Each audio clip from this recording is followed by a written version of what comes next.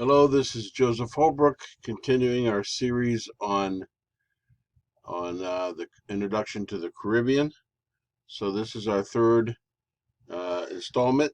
So let's just jump into it. This installment is called Settlements and Colonies, and it is taken from a book called The Caribbean: The Genesis of a Fragmented Nationalism by author Franklin W. Knight, who is is himself from let's see, I thought I had it down here.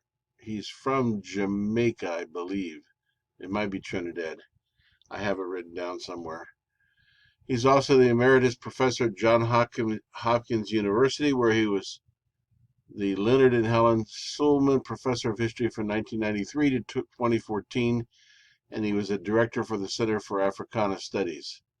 He's been given a number of awards for literature. So let's begin.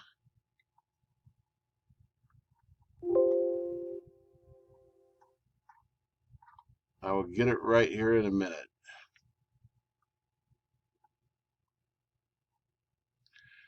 So he begins out his chapter, and the question he's trying to answer in this chapter is how did Caribbean society and economy, the structure of Caribbean society develop? What were the determining factors? And of course, in the very early part, it was uh, the Spanish interacting with the indigenous peoples, and a little bit later you have a gradual importation that eventually turns into a flood of African labor. So that we're now in the 15th century. This is before the British or the French or the Dutch actually become very much of a presence in the Caribbean. The Spanish set out initially to imitate the Portuguese with their trading post empire. The Portuguese had established trading posts down the west coast of Africa and around and into Asia and the Philippines and Indonesia, and they made no attempt to colonize these areas. They simply set up trading posts. And so Spain's original idea was to do something similar to the Portuguese. They were being driven, both Spain and Portugal, by centrifugal forces out of Western Europe.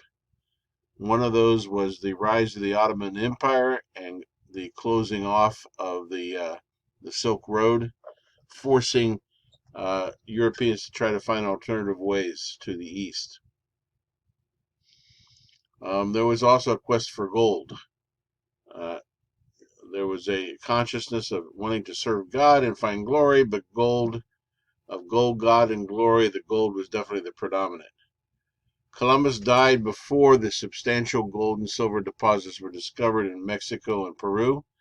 Spain realized that to control the wealth required controlling the natives.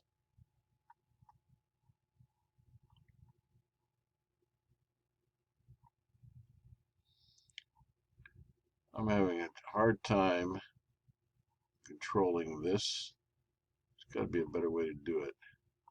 Okay, so one of the things that concerned Spain was the infiltration of Jews and Muslims into the Spanish territories.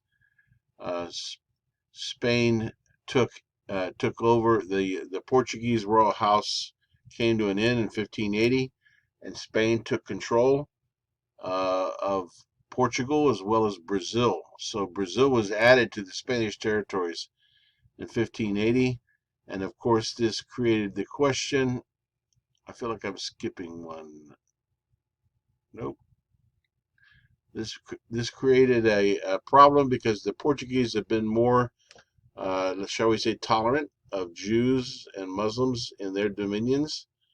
And so as the Portuguese began moving into the Spanish territories of Spanish America, some of the Portuguese were suspected of being Jews or Moors or Muslims. Queen Isabella replaced Columbus with Francisco de Bobadilla in 1499 and later Nicolas de Ovando in 1502. Ovando was instructed to prevent the admission into the colonies of Moors and Jews or converts from either group. and later the Protestants or gypsies from anywhere in Europe who were considered to be heretics. The new Spanish colonies were designed to be orthodox and unified in religion. Spain was not a friend to the idea of cultural pluralism, or religious pluralism for that matter. Castilian, the Spanish colonies were to be Castilian and Spanish and Catholic in culture and nationality. Following the unification of Spain and Portugal, numerous Jews and Portuguese moved to Spanish America. Hispaniola was the first settlement and was the private domain of the monarchs.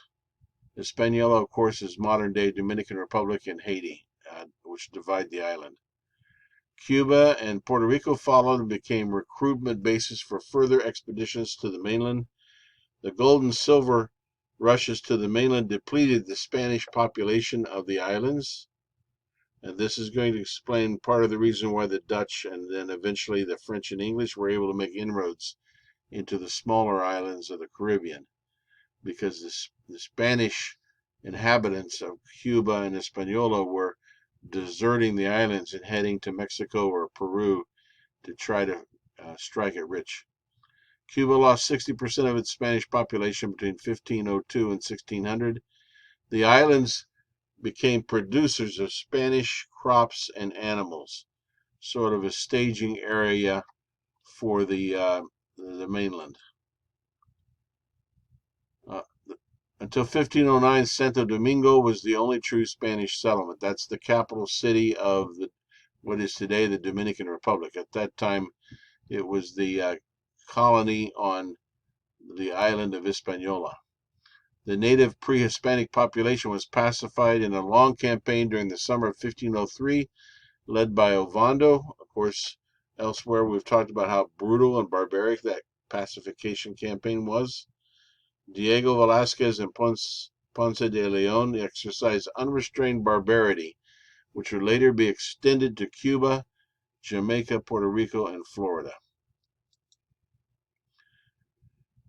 In 1508, Hispaniola had a population of about 12,000 Spaniards, and its economy was stretched to the limit.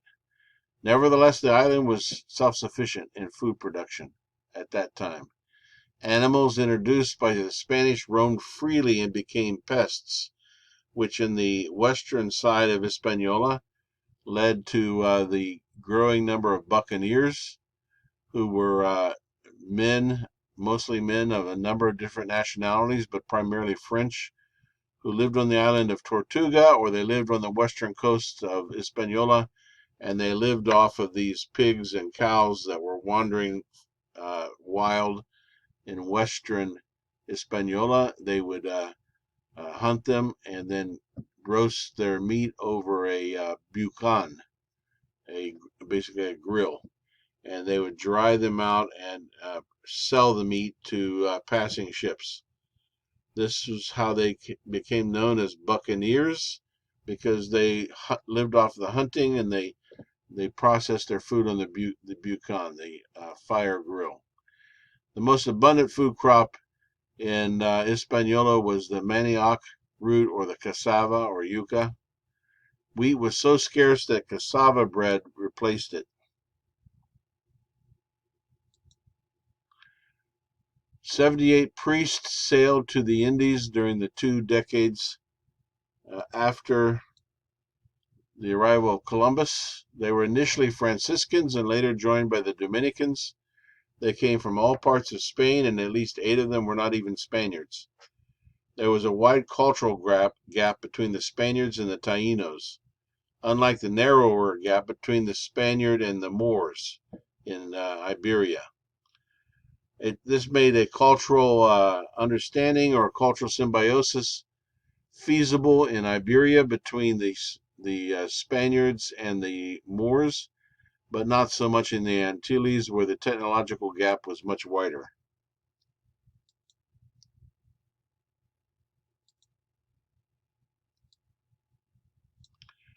European settlements were a disaster for the Indians. The increasing number of Spanish arrivals strained the Indian villages to a breaking point. The greater demand for food could not be satisfied.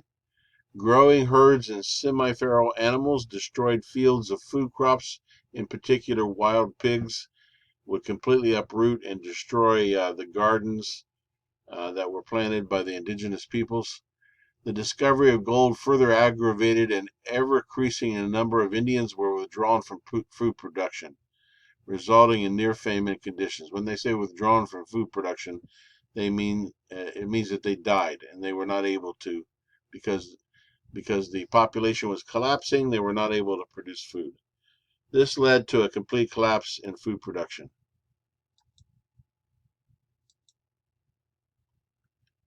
And depopulation led to food shortage, labor shortages. The large number of Indians that Diego Columbus had once counted had largely disappeared. The encomienda yields and the gold outputs declined. Food became scarce, and the king actually became alarmed.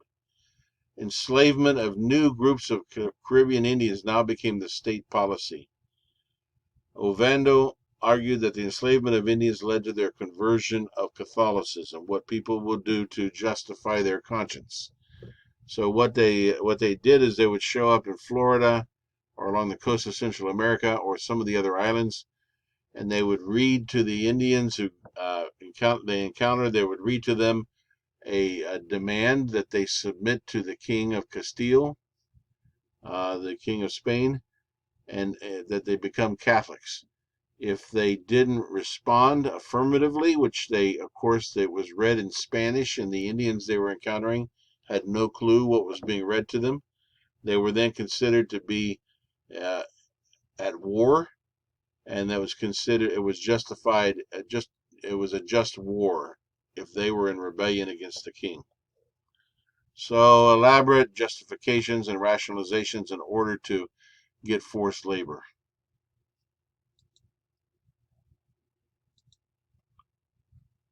Cuba was also depopulated after initial growth spurt, and now the Spanish who were living in Cuba were leaving and going to Mexico to try to, and also Central America, and a few eventually going to South America in order to make their fortunes. Spaniards found silver in Mexico after the conquest of the Aztecs. This began an exodus from Cuba to the mainland in search of opportunities. Cuba then, for the next 100 years, Cuba served as a staging area for successive invasions of the mainland and began to stagnate. This led to a gradual decline of Cuba as a Spanish settlement and colony. Also during this time, Spain began to reorganize its defenses, especially after 1580 when it took Brazil in as part of the Spanish Empire in the Americas. Spain realized that it was spread way too far and it was overextended and its borders were indefensible. So Spain began to strategically retreat from areas that had very little wealth or very few Indians. And that included most of the Lesser Antilles. The smaller islands actually had no economic value for the Spanish, and so the Spanish began to retreat from the smaller islands and to strengthen their defenses in places like Havana, Santiago de Cuba, Puerto Rico, Jamaica, and so the smaller islands were virtually abandoned for the larger ones. The strategic withdrawal of the Spanish from the smaller islands left room for other non-Hispanic Europeans, such as England, France, and Holland, to infiltrate into the Caribbean. Havana began to grow again and became an important base for agricultural production and for defense. Pedro Menendez de Aviles founded St. Augustine in Florida in 1565. This is the oldest city in North America. The oldest city in modern United States was a Spanish-speaking city founded by the Spanish. He was also the architect of the planned defense of the Spanish America. Menendez was governor of Cuba in 1567. He designed the fortifications in Veracruz, Cartagena, Santo Domingo, San Juan de Puerto Rico, Havana, and Santiago de Cuba, which is was the second largest city in Cuba in the eastern side of Cuba.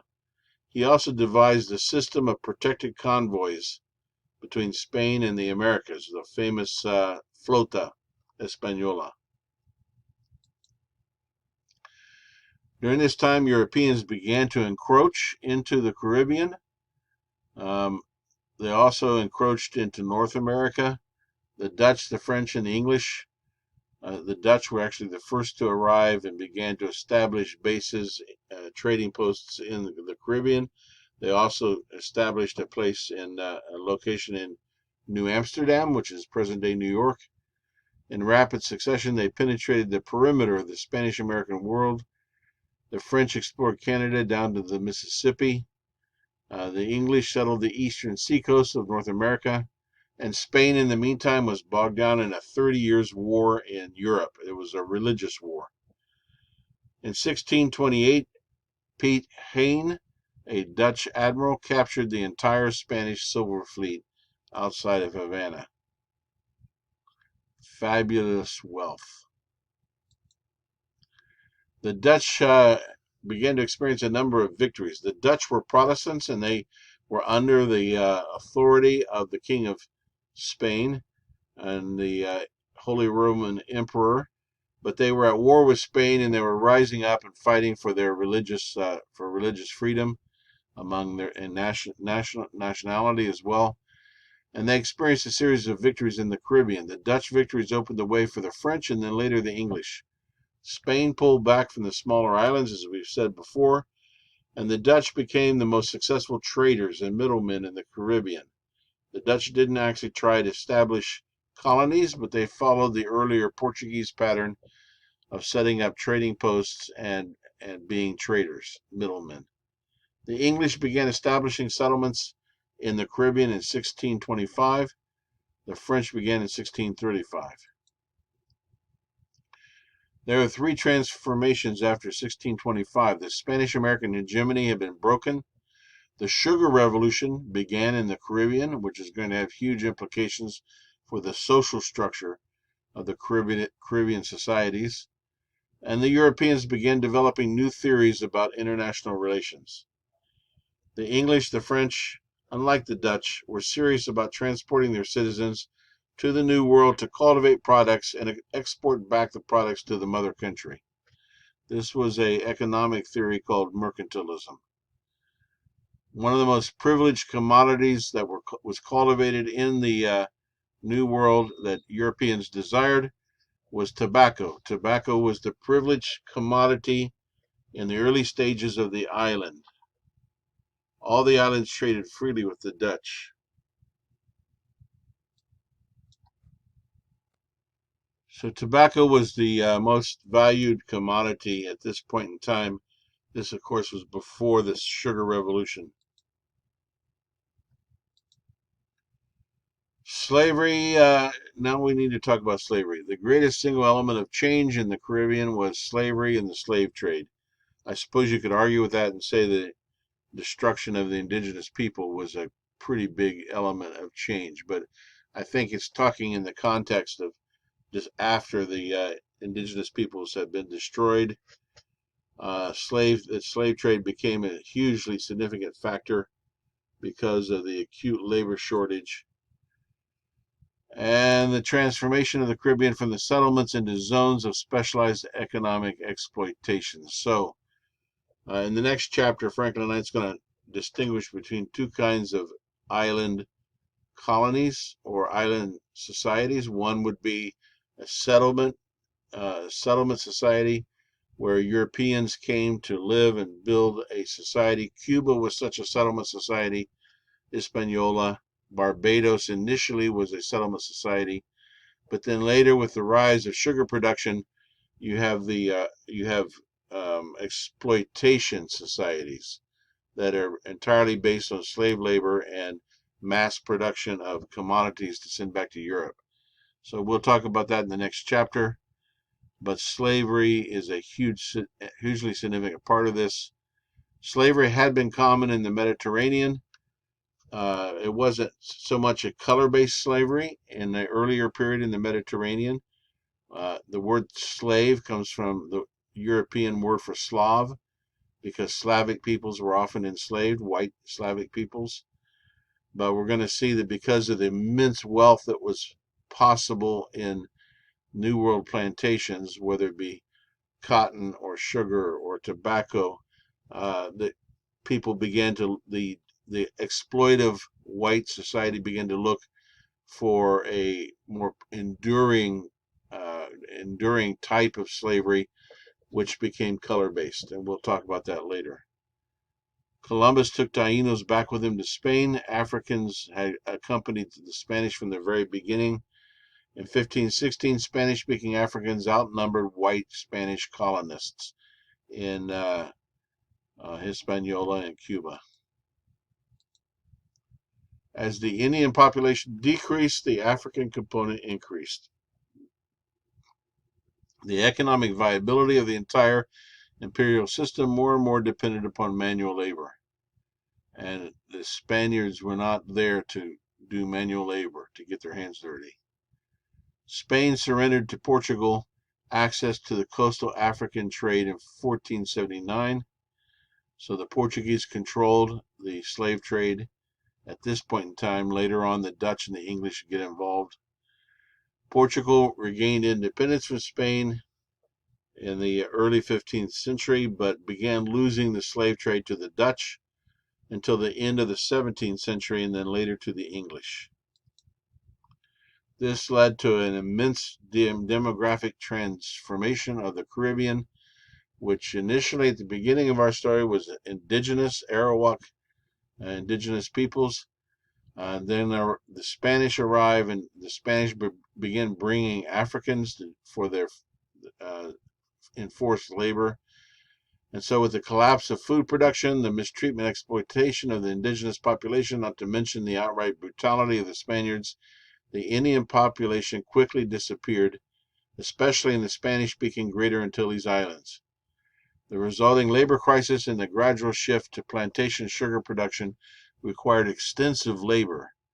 After unsuccessfully attempting to enslave Indians from neighboring territories, the Spanish began to turn to importing African slaves, leading eventually to a new demographic population of Afro-Caribbean peoples. And that is all for today.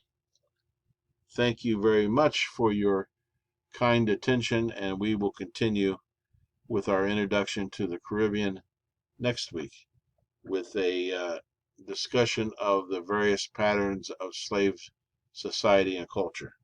Thank you very much.